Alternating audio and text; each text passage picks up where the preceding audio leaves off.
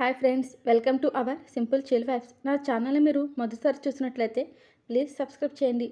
అలాగే లైక్ చేయడం మాత్రం మర్చిపోద్దు. స్టోరీ నచ్చితే. ఇక స్టోరీలోకి వెళ్దాం. Love me again part 45. Priya అని నన్ను పిలిస్తే నీ నాలిక కోసేస్తాను కన్ఫామ్. ప్రియా అని స్వీట్గా పిలిస్తే లేని తోకని తెచ్చుకుని మరీ ఊపుకుంటూ నీ వెంట వచ్చేయాలా నేను?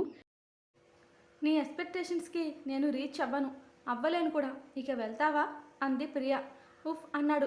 ఏంటి అప్పుడే విసుగ లేక కోపమా నా మీద అంది యమ కోపంగా. ప్రియా కాదే, ఇన్స్టాల్మెంట్లో కొద్దిగా తగ్గించుకుంటావు అని అనుకున్నానే నీ కోపాన్ని.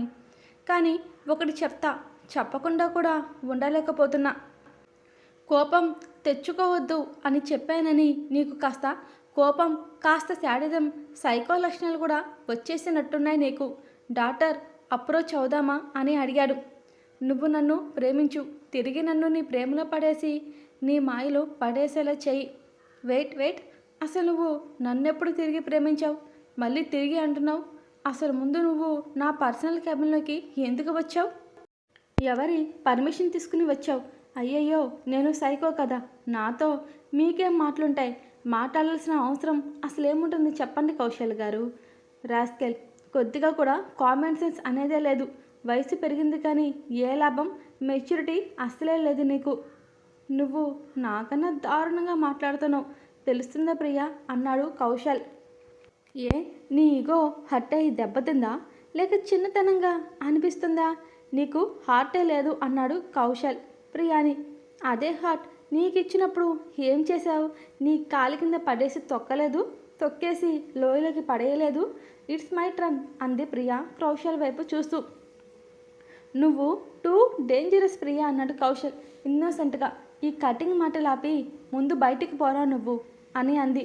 నేను హస్బెండ్నే, కాస్త రెస్పెక్ట్ ఇవ్వు అన్నాడు కౌశల్. ఆ నెక్స్ట్ మినిట్ రెస్పెక్ట్గా కౌశల్ కాలర్ పట్టుకున్న ప్రియా పర్సనల్ క్యాబిన్ దాటి మరి తన క్యాబిన్ బయటికి డోర్ ఓపెన్ చేసి బయటికి తోసేస్తే డైరెక్ట్గా విశ్వనాథం కారి కాళ్ళ దగ్గర పడ్డాడు కౌశల్. ఆయన చూసిన కౌశల్ విష్ణుమూర్తి అవతారంలో పడుకున్నట్టు బిల్డప్ ఒకటి ఇచ్చాడు. కానీ కవర్ చేయాలనుకున్నాడు, కానీ ఆయన ముందు అలా అడ్డంగా దొరికిపోయాడు కౌశల్. ఏరా బాగా అందుతున్నాయ్యా అని అడిగారు ఆయన. ఏంటిది మావయ్య అన్నాడు కౌశల్. మర్యాదలు అన్నారు ఆయన. పొగబెట్టారుగా మీరు, బాగానే అందుతున్నాయి, కానీ ఇప్పుడు మీరు నన్ను దెప్పిపోవడానికి వచ్చారా అని అడిగాడు ఆఫీస్కి కౌశల్. బాగా క్యాచ్ చేసేవారు అల్లుడు. నా కూతురు నీతో ఇలా ఆడుకుంటుంటే చూడ్డానికి వచ్చాను తప్ప అని ఇన్నోసెంట్గా అన్నారు విశ్వనాథం గారు. సరిపోయింది, నన్ను బాగానే వేయించుకుని మీ కూతురుతో పాటు మీతో సహా అందరూ నన్ను కాల్చుకుని తినే బ్యాచ్ దొరికింది నాకు అన్నాడు కౌశల్. ఇప్పుడు ఫీల్ అయ్యి ఏ లాభం రా? నీ మనసు గాయపడిందని తన మనసును కూడా గాయపరిచావు. మరి చేసిన తప్పుకి ఎవరైనా సరే శిక్ష అనుభవించాల్సిందేగా. అక్కడ ఇంట్లో ఆల్రెడీ నీకు ఇంకో బెదరు ఉన్నారు కదా, జత కలుపుకోండి, ఇద్దరు సరిపోతారు, ఇద్దరికిద్దరు. పెళ్ళాన్ని సరిగ్గా చూసుకోవడం రాని దద్దమ్మలు. అందుకే అంటారు చేసుకున్న వాళ్ళకి చేసుకున్నంత అని. మాడిపోయిన ఫేస్ని చూసి డోర్ ఓపెన్ చేసుకుని నవ్వుకుని లోపలికి వెళ్ళిపోయారు ఆయన. ఈయనదేముంది, మా అత్తయ్య మంచిది కాబట్టి ఇంత కూల్గా ఉన్నాడు ముసలాడు. నాకు దొరికిన పెళ్ళం లాంటిది దొరకాల్సింది తెలిసేది అని పైకి అంటుంటే వెనక నుంచి రాహుల్ ఒకటిచ్చాడు కౌశల్ హెడ్ మీద. అసలే బాబు మంచి ఫైర్ మీద ఉన్నాడుగా. సెకండ్స్లో రియాక్ట్ అవుతూ సీరియస్గా వెనక్కి తిరిగి ముందున్న రాహుల్ని చూశాడు కొట్టేసే రేంజ్లో. కానీ ఆ పని చేయలేదు. ప్రజెంట్ తన పొజిషన్ ఏంటో తనకే అర్థం కాక పిచ్చి పట్టేలా ఉంది అతనికి. నువ్వు కూడా చెప్పాల్సింది ఏమైనా ఉందా నాకు అని అడిగాడు కౌశల్ రాహుల్ని. ఉందిరా బావా, బై బర్త్ లేడీస్ మంచోళ్ళే, కానీ పెళ్ళి అయ్యాకే మనం మలుచుకునే తీరుని బట్టి వాళ్ళు ఎలా ఉండాలో డిసైడ్ అవుతారు. లైక్ నువ్వు ప్రేమిస్తే నిన్ను ప్రేమగా చూస్తారు. ఇన్ఫ్యాక్ట్ నువ్వు ఊహించినంత ప్రేమను నీకు చూపిస్తారు. అదే తొక్కాలని చూస్తే నీ మీద ఉన్న ఇష్టం పోతుంది. కలిసే ఉంటారు కానీ ఉండరు రా బావా. ఎందుకు చెప్తున్నానో అర్థం చేసుకో అంటూ సింధుని ఇగ్నోర్ చేయడం గుర్తు తెచ్చుకున్నాడు. Once think it. నీ మ్యారేజ్ స్టార్టింగ్లో ప్రియా ఎలా ఉంది, ఇప్పుడు ఎలా ఉందో నువ్వే ఊహించుకో. ఎందుకో తను అవ్వడానికి రీజన్ నువ్వే. తన ఫ్రస్ట్రేషన్ని నువ్వు భరిస్తావో, సహనంతో తనని మునుపటిలా అంటే నువ్వు అంటే పడి చచ్చిపోయేలా నీ కోసం ఏదైనా చేసే ప్రియాలా మార్చుకుంటావో నీ ఇష్టం. బట్ ఒకసారి అయిన గాయాన్ని అంత ఈజీగా మర్చిపోరు ఈ లేడీస్. మరీను నేను చెప్పలేను కానీ అర్థం చేసుకుని తన మూడ్ స్ప్రింగ్స్ బట్టి ఫాలో అవుతూ నిన్ను నువ్వు రక్షించుకో. గీతా ఉపదేశం ఇచ్చి ప్రియ ఇచ్చిన వర్క్ని కంప్లీట్ చేసి ఫైల్తో లోపలికి వెళ్ళిపోయాడు. కర్మరా బాబు, మారన్నప్పుడు మారమని గోల, ఇప్పుడు దానికి తగ్గట్టు నడుచుకోమంటున్నారు. ఇంకెందుకు అందరూ కలిసి దాన్ని చంకలు ఎత్తుకుని తీసుకుని వెళ్ళమని చెప్పలేదు అని మొహంలో చిటపటలాడుతూ, దీని పని ఇప్పుడు కాదు, నాతో ప్యాచప్ అవుతుంది కదా అప్పుడు చెప్తా అని పళ్ళు నూరుకుంటూ అనుకుంటుంటే వెనక డిక్కీ మీద పడిన షాట్కి తెలుస్తున్న హీట్కి కౌశల్ ఏదో సెన్స్ చేస్తూ డోర్ ముందుకు తిరిగాడు. ఫైర్లో పెట్రోల్ కాస్త తక్కువైంది అనుకున్నాడేమో. ప్రియా రూపంలో ఇంకోసారి అతని ముందుకు ప్రత్యక్షమైంది. చూసావా అన్న, ఈ మనిషేనా నువ్వు మారతాడు అని నాకు చెప్పి నన్ను బయటకు తీసుకొచ్చింది? చూసావుగా నా మీద ఎలా కారాలు మిరియాలు నూరుతున్నాడో. ఏదో ఒరిజినాలిటీ బయటికి, ఎప్పుడు నా మీద ప్రేమ ఉన్నట్టు ఇప్పుడు ఎవరు లేనప్పుడు నన్ను ఎలా తిడుతున్నాడో చూసావుగా. ఇప్పుడు అర్థమైందా మీ బావతో ఎలా ఉంటుందో అంది ప్రియా రాహుల్తో. కౌశల్కిక ఏడుపు ఒకటే తక్కువ. ఇది నా మాట అన్నప్పుడు పడింది, ఇప్పుడు ఏమీ అనకపోయినా గొడవ పడుతుంది. ఏంటిరా నీ చెల్లి సైకోరా, ఇది సైకో. పొగలు కక్కుతున్న ప్రియా, నువ్వు అర్జెంటుగా పెద్దను తీసుకుని ఇక్కడి నుంచి వెళ్ళు. ఈ మనిషి సంగతి, వీడికున్న తల పొగరు గురించి నేను చూస్తా అంది పళ్ళు నూరుతూ. వెళ్ళరా, దీని సంగతి నేను చూస్తా అన్నాడు కౌశల్ ఫ్రస్ట్రేషన్తో. అరుస్తున్నావు ఏంటిరా, నేను కదా అరవాలి. ప్రియా వేడి సెగలతో అంటుంటే ముదిరే గొడవల ఎక్కువ అవుతున్న హీట్ వల్ల ఇద్దరిని ఫ్రై చేస్తారు అని ఎస్కేప్ అయిపోయారు. అందరూ వెళ్ళిపోయారు అని కన్ఫర్మ్ చేసుకున్న కౌశల్ ప్రియాని ఛాంబర్ లోపలికి తోసి కౌశల్ ఎంటర్ అవుతూ డోర్ లాక్ చేసిన వాడు అదే డోర్కి లాక్ చేసి, ఏంటే ఇప్పుడు ఎగరే పొట్టి అన్నాడు. గొడవలోనే కాదు, దీనిలో కూడా నీ కోఆపరేషన్ కావాలి, అస్సలు తగ్గు దీనిలో కూడా అంటూనే ఏం జరుగుతుందో అర్థం చేసుకున్న ప్రియ కౌశల్ నుంచి తప్పించుకోవాలనుకుంది. కానీ అప్పటికే కౌశల్ తప్పించుకుని వీలే లేకుండా ఆమె పెదవుల్ని అందుకున్నాడు. కౌశల్ చేతులు ఒకటి ప్రియా నడుంపై చేరితే ఇంకోటి మెడ వెనక్కి పోనించి ఆ పెడుతున్న ముద్దలో ఇంటెన్సిటీ పెంచాడు. ప్రియాకి కదిలే వీలే లేకుండా ఆమె చుట్టూ బంధనంగా తన చేతుల్ని వేశాడు. ప్రేరణ మార్నింగ్ లేచేసరికి ప్రజ్వల్ ఫ్రెష్ అయి ఉన్నాడు. హాస్పిటల్కి వెళ్దాం, రెడీ అవ్వు అన్నాడు ప్రజ్వల్ ఆమె లేచి ఉండడంతో. అవసరం లేదు, నా నీడ్స్ ఏమైనా ఉంటే నేనే చూసుకోగలను అంది ప్రేరణ. ఇక నా విషయంలో మీరేమీ పట్టించుకోని అవసరం లేదని చేతులు జోడిస్తుంటే దాన్ని పట్టుకుని ఆపేసిన ప్రజ్వల్, చూడు ప్రేరణ, నీకు అంత కెపాసిటీ ఉందని నాకు తెలుసు, కానీ కడుపులో పెరుగుతుంది నా బేబీ, ఆ విషయం మర్చిపోకు. నీ విషయంలో నీ మాటే వింటానేమో కానీ నీ కడుపులో పెరుగుతున్న నా బేబీ విషయంలో మాత్రం నీ మాట నేను అస్సలు వినను. నేను ఆల్రెడీ నీ కోసం హాస్పిటల్లో అపాయింట్మెంట్ కూడా తీసుకున్నాను అన్నాడు ప్రజ్వల్. అండ్ నీకోసం నేను ఆల్రెడీ మెటర్నరీ డ్రెస్సులు కూడా ఆర్డర్ వేశాను, ఇదిగో అంటూ ఒక కవర్ని చేతిలో పెట్టాడు. అండ్ ఇంకోసారి చెప్తున్నా విను, నీ కోపాన్ని భరిస్తానేమో కానీ నీలో ఉన్న బేబీ కోసం మాత్రం నీ మాట వినను, గుర్తుపెట్టుకో, రెడీ అవ్వు అన్నాడు స్మూత్ వాయిస్తో. ప్రెగ్నెంట్ అని తెలిసినప్పటి నుంచి అసలు చెకప్ కూడా చేపించకపోవడంతో తనే కాస్త తగ్గిన ప్రేరణ ఇగో వెంటనే లేస్తుంది మనసులో.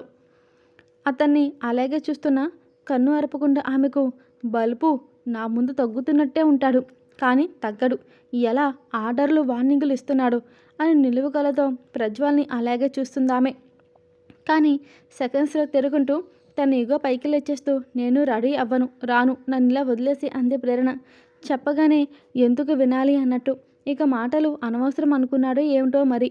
అమాంతం ప్రేరణని వాష్రూమ్లోకి లాక్కుపోయిన ప్రజ్వల్ వాష్రూమ్లో లైట్స్ అన్నీ ఆఫ్ చేస్తూ ఆమె ఒంటిపై ఉన్న ఒక్కొక్క వలవలు దూరం చేసి ఫ్రెష్ చేపించి డ్రెస్సింగ్ రూమ్లోకి లాక్కుపోయిన ప్రజ్వల్ మెటర్నిటీ డ్రెస్సెస్ ఫుల్ లూజ్గా ఉండేలా వేశాడు. రౌడీ ఫెలో, కాస్త కూడా సున్నితమే లేదు మొరటోడు అని తిట్టుకుంది. కాస్తలో కాస్త తనని ఇంకోసారి మొత్తంగా తడిమేసిన అతని తీరుకు సిగ్గుతో చితికిపోయి మళ్ళీ తన ఒంటిపై చేరే డ్రెస్ ఆ క్షణం వరకు ఆమె హృదయ సవ్వడి వేగం పెరిగి అది తనకే వినిపిస్తుంటే అతన్ని చూడలేకపోయింది. కానీ ఆమె చూపు అనుకోకుండా వణుకుతున్న ప్రజ్వల్ బాడీ పైన పడింది. తన కారంగా ఫ్రెష్ అయిన మళ్ళీ అతను పూర్తిగా తడిచిపోయాడు. నైట్ వర్షం కారణంగా లైట్ ఫీవర్ కూడా వచ్చేసింది అతనికి. ఆ కంగారు తన ముఖంలో కనిపించనివ్వకుండా చేసింది. ప్రేరణ కోపాన్ని చూపిస్తూనే ఉన్నట్టే తన ఫేస్ పెట్టింది. ఇంకోసారి ఫ్రెష్ అయి వచ్చిన అతనికి తన ఎదురుగా మిల్క్ పెట్టాడు. అప్పటికే రాధిక గారు తెచ్చివడంతో అవే పెట్టాడు ప్రేరణ ముందు. అతని ఫేస్ పిచ్చ సీరియస్గా ఉంది. నవ్వు అనేది మచ్చుక కూడా కనిపించట్లేదు. ఎలా కనిపిస్తుంది? ఆమె దూరంలోనే అన్నీ పోయాయి అని ఫీల్ అయిపోతున్నాడు. రెడీ అయ్యి కిందకి వెళ్ళిన తనకి రాధిక గారు వద్దు అంటున్నా సరే వినకుండా బ్రేక్ఫాస్ట్ పెట్టి ప్రేరణతో పాటు అదే చేత్తో ప్రజ్వల్ కూడా పెట్టేశారు. కానీ మాటలే లేవు. సింధు అయితే అసలు ఇంతవరకు కిందకే రాలేదు. ప్రెగ్నెన్సీ కారణంగా ఆమె రేజిల్లెస్ ఎక్కువైపోతుంటే దానికి వంటింట్లో సెక్షన్ మొత్తం రాధిక గారి మీదే పడింది.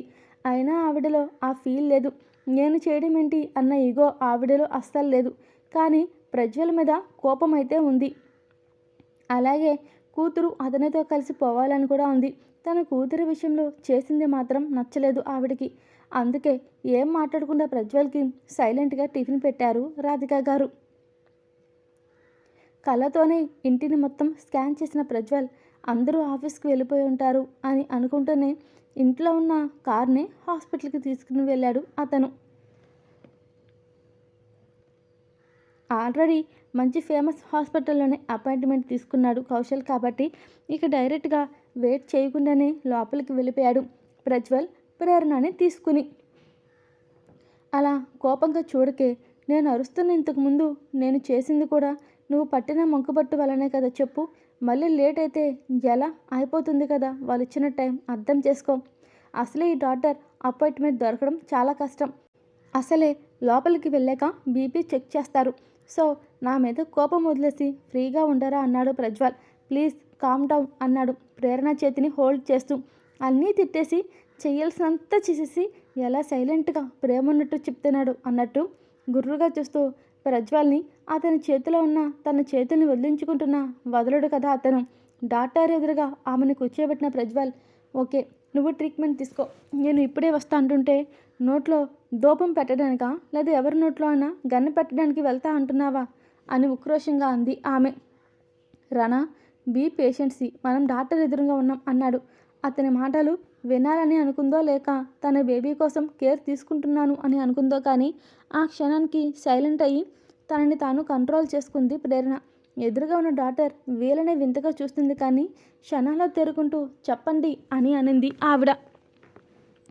ప్రెగ్నెన్సీ కన్ఫామ్ అయింది, చెక్ చేసి తనకి డైట్ ప్లాన్ చెప్తారు అని ప్రజ్వల్ అక్కడితో ఆగుతుంటే బీపీ చెక్ చేసి ఆ తర్వాత స్కాన్ చేయడానికి ప్రేరణని బెడ్ మీద పడుకోబెట్టి వేసుకున్న మెటర్నిటీ టాప్ని కాస్త పైకి లేపిన డాక్టర్ జెల్ అప్లై చేసి స్క్రామ్ ప్రోబ్ ఆమె స్టమక్పై పెడుతుంది.